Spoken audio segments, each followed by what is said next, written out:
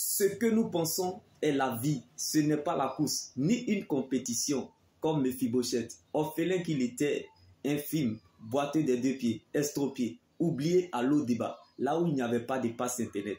Méphibosheth n'était pas cité parmi les grands, mais il s'est retrouvé parmi les grands à la table des rois. Il ne sait comment. Méphibosheth, qui veut dire fils de la honte. L'humiliation prépare la gloire à venir, car la bénédiction n'a pas d'adresse, dont ton futur ne dépend pas de l'atmosphère. Car ce n'est pas les circonstances qui déterminent ta fin, mais c'est ce que tu es. Tu le deviendras.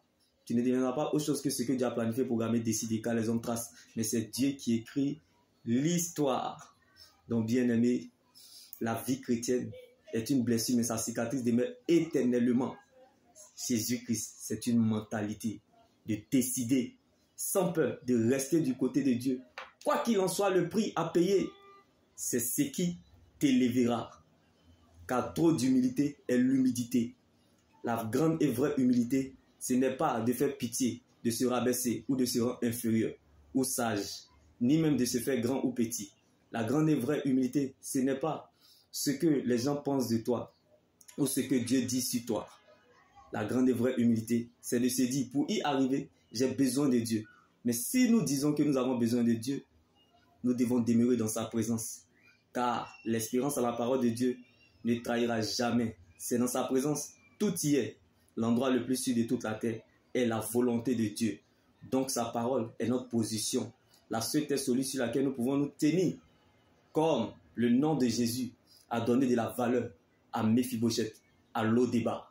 Si l'élection de la vie était entre les mains des humains, Méphibosheth, infime qu'il était, ne quitterait jamais l'O-Débat à la royauté. Celui qui a fait le testament est vivant. Donc, ce n'est plus ton combat, car Christ était ressuscité pour toi. Il y a encore de l'espoir, tant que Jésus vit pour toi. Alors, ne te laisse pas impressionner par les hommes de ce que tu vis aujourd'hui. Mais laisse-toi influencer par Dieu, car Dieu sait ce qu'il fait.